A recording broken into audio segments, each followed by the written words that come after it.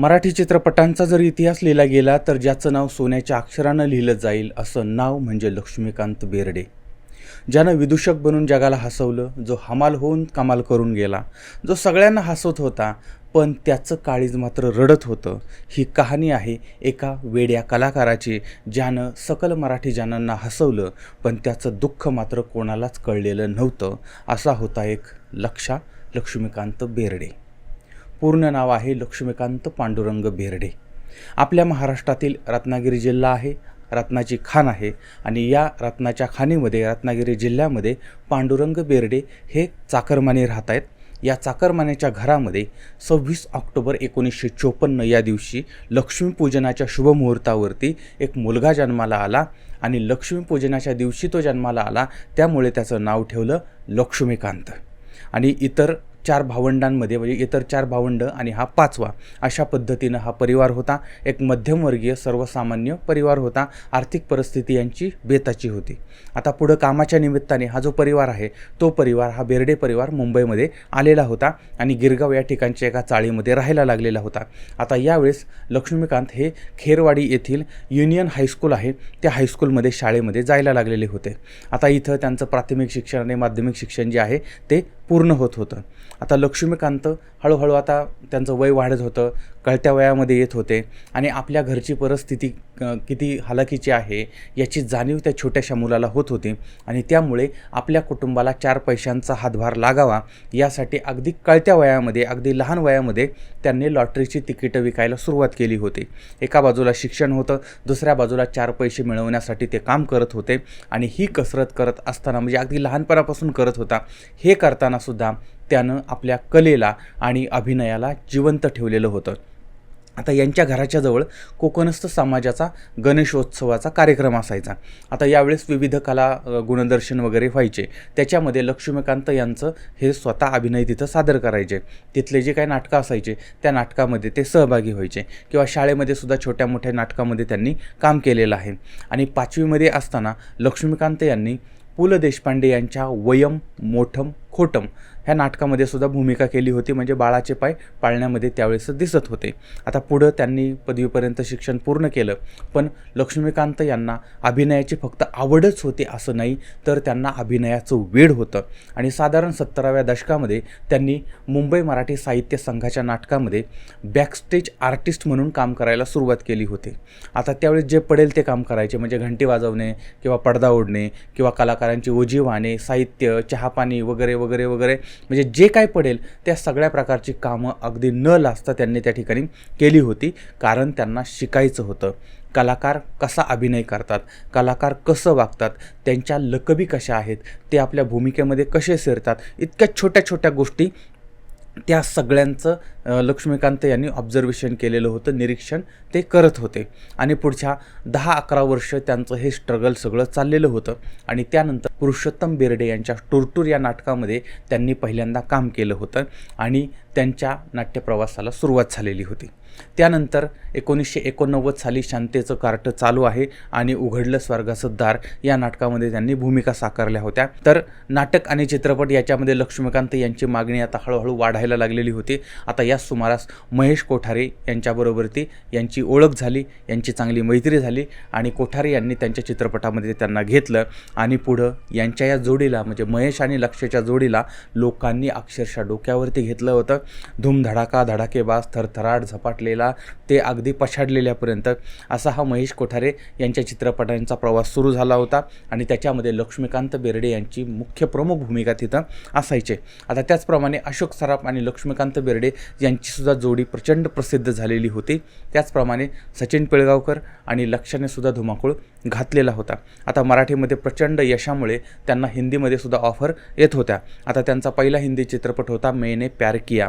त्याच्यानंतर हम आपके है कौन साजन या चित्रपटामधून सुद्धा त्यांनी लक्षवेधी भूमिका केलेल्या होत्या. तर अशा पद्धतीनं मराठीमध्ये हिंदीमध्ये ते भूमिका करत होते आणि आता मराठीमधले ते एक सुपरस्टार बनलेले होते.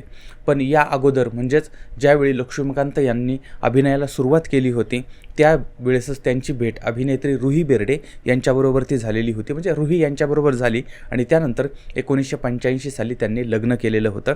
त्यानंतर रुही या बेर्डे झालेल्या होत्या आणि या पती पत्नींनी अत्यंत म्हणजे चित्रपटात काम करून यश मिळवलेलं होतं.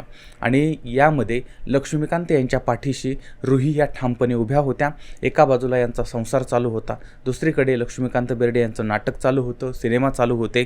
आणि त्यांच्या चित्रपटाबद्दल, आता मराठी चित्रपटाबद्दल जर बोलायचं झालं तर पछाडलेला, चिमणी पाखरं, आधारस्तंभ, मराठा बटालियन, देखणी बायको नाम्याची, खतरनाक, नवरा मुंबईचा, धांगडधिंगा, त्यानंतर कमाल माझ्या बायकोची आई, थोर तुझे उपकार, त्यानंतर माणूस, आपला लक्षा, जनता जनार्दन, जमलं हो जमलं, धमाल जोडी, सुना येते घरा, टोपीवर टोपी, बजरंगाचे कमाल, चिकट नवरा, माझा छकुला, सोनियाची मुंबई, प्रेमाच्या सुलट्या बोंबा, तू सुख करता, झपाटलेला, सारे सज्जन, एक होता विदूषक, जीवलगा, त्यानंतर हात सुनबाईचा भाऊ, जीवा सखा, दे धडक बेधडक, धूमधडाका, थरथराट, दे दनादन, अशी ही बनवा बनवी, हमाल दे धमाल, गोडी गुलाबी, अशा पद्धतीच्या शेकडो मराठी चित्रपटामध्ये लक्ष्मीकांत बेर्डे यांनी काम केलं होतं. त्याचप्रमाणे गीत, गुमराहो, हम आपके है कौन, क्रिमिनल, हमेशा, हम तुम्हारे हे सनम, साजन, बेटा, आरजू, अनाडी, 100 डेज अशा पद्धतीच्या 80-90 हिंदी चित्रपटामधून त्यांनी भूमिका केली होती. आणि नाटकाबद्दल जर बोलायचं झालं तर थांब लक्ष भांग पाडतो, टूर टूर, अबब विठोबा बोलू लागला, घरात हसरे तारे, पंडित आता तरी शहाणे व्हा, शांतीचं कार्ट चालू आहे, बिघडलं स्वर्गाचं दार किंवा अश्वमेध किंवा सर आली धावून, कार्टी प्रेमात पडली, लेले विरुद्ध लेले, नांदा सौख्य भरे, अशा नाटकामधून भूमिका त्यांनी केलेल्या होत्या. आणि लक्ष्मीकांत यांच्या या कलेच्या योगदानाबद्दल त्यांना धूमधडाका या सर्वोत्कृष्ट चित्रपटासाठी, म्हणजे या चित्रपटासाठी त्यांना सर्वोत्कृष्ट अभिनयाचा फिल्मफेअर पुरस्कार मिळालेला होता. बाकी अनेक हिंदी चित्रपटासाठी कॉमिक अभिनेता म्हणून त्यांचं नामांकन झालेलं होतं. तर असा होता लक्ष्मीकांत यांचा चित्रपट प्रवास. त्यांच्या वैयक्तिक जीवनाबद्दल जर बोलायचं झालं तर 1985 साली त्यांचं रुही बेर्डे यांच्याबरोबर ते लग्न झालं होतं. आणि लग्नाच्या 13 वर्षानंतर रुही बेर्डे यांना कॅन्सर झाला आणि 1998मध्ये त्या हे जग सोडून गेल्या होत्या, मरण पावल्या होत्या. त्यानंतर मग लक्ष्मीकांत बेर्डे यांनी प्रिया अरुण यांच्याबरोबर ती लग्न केलेलं होतं. आणि आता या पती पत्नी हिंदी आणि मराठी चित्रपटामध्ये काम करत होते. आता या दोघांना 2 मुलं झाली होती. एक होता अभिनय बेर्डे आणि दुसरी होती स्वानंदी बेर्डे. अशा प्रकारे लक्ष्मीकांत यांचा संसार सुरू झालेला होता, अभिनय सुरू होता. पण लक्ष्मीकांत हे फक्त नावानं किंवा अभिनयानं मोठे होते असं नाही, तर कर्तृत्वानं सुद्धा मोठे होते. एकदा पुण्याला चित्रपटाचं त्यांच्या चित्रीकरण होतं आणि नाटकाचे प्रयोग होते. म्हणजे दिवसभर चित्रीकरण करायचं, संध्याकाळी 1-2 नाटकाचे प्रयोग असायचे. आता लक्ष्मीकांत 16 तास काम करत होते. आता एके दिवशी रात्री म्हणजे सकाळपासून त्यांनी पहाटेपासून कामाला सुरुवात केली होती आणि रात्रीच्या 12-12:30 वाजता त्यांचा नाट्यप्रयोग संपलेला होता. दिवसभर काम करून ते थकले होते, दमले होते आणि ते नंतर तो शो झाल्यानंतर ते आराम करत होते. त्यावेळेस एक व्यक्ती त्यांच्याकडे आली आणि त्यांनी सांगितलं की माझ्या बायकोला तुम्हाला भेटायचं आहे, तर तुम्ही बाहेर चाला. तर मग लक्ष्मीकांत म्हटले मी आता थकलो आहे, तर तुम्ही त्यांनाच आत बोलवा. आता त्यावेळेस मग त्यांनी सांगितलं नाही हो, त्या आत येऊ शकत नाही कारण त्या व्हीलचेअरवरती आहेत आणि त्यांना पाय नाही आहेत. आता हे कळल्यानंतर मात्र लक्ष्मीकांत बेर्डे म्हणजे जे काही थकले होते, दिवसभर त्यांचा थकवा होता, शीण आलेला होता, तो सगळा बाजूला ठेवला आणि ताडकन उठलेत आणि ते जे आले होते गृहस्थ त्यांच्या पत्नीला भेटायला गेले होते. आणि त्या ज्या आहेत, त्या पत्नी ज्या आहेत, त्या लक्ष्मीकांत बेर्डे यांच्या फार मोठ्या चाहत्या होत्या. त्यांनी शांतीचं कार्ट चालू आहे किंवा टूर टूर ही जी नाटकं आहेत ती 25-25, 30-30 वेळा पाहिलेली होती. आणि दुर्दैवाने त्या महिलेचा अपघात झाला होता आणि त्यांचे 2 पाय गमावलेले होते आणि त्यांना इतका धक्का बसला होता की त्यांना म्हणजे पाय गेल्यामुळे वर्षभर त्या बोलत नव्हत्या. पण लक्ष्मीकांत बेर्डे यांचा त्यांनी अभिनय पाहिला, ते स्वतःचं दुःख विसरायला लागल्या. किंवा लक्ष्मीकांत बेर्डे यांचा टीव्हीवरचा गजरा हा कार्यक्रम होता, तो पाहिला, नाटक पाहिले, सिनेमा पाहिले आणि त्यामुळे त्यांना असं वाटायला लागलं की आपल्या आयुष्यामध्ये पुन्हा एकदा तो आनंद मिळालेला आहे.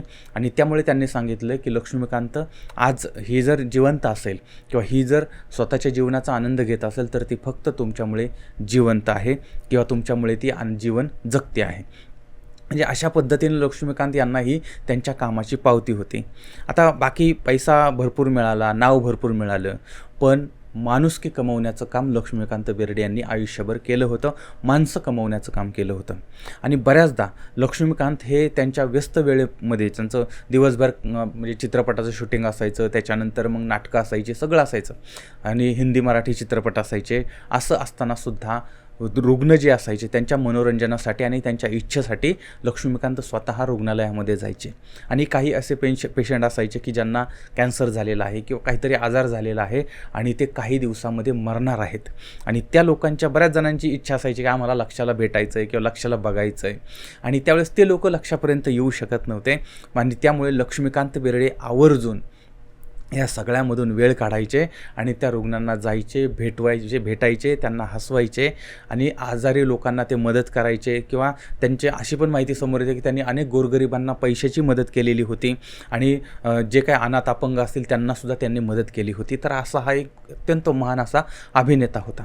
पण खरं सांगू का, अत्यंत दुर्दैवी असा लक्ष्मीकांत यांचा शेवट झालेला होता. त्यांना किडनीचा आजार झाला होता. अनेक वर्ष ते या आजाराशी झुंज देत होते. आता एका बाजूला लोकांना खळखळून हसवणारा हा अभिनेता होता, नट होता, पण स्वतः मात्र धाय मोकलून रडत होता. आणि डॉक्टरांकडून जेव्हा त्यांना समजलं होतं की आता फक्त काही दिवस शिल्लक राहिलेले आहेत, त्यानंतर मात्र लक्ष्य कोणालाही दिसणार नव्हता. आता त्यावेळेस लक्ष्मीकांत बेर्डे यांचा मुलगा अभिनय हा 6-7 वर्षाचा होता आणि मुलगी स्वानंदी जी आहे ती 4-5 वर्षाची होती.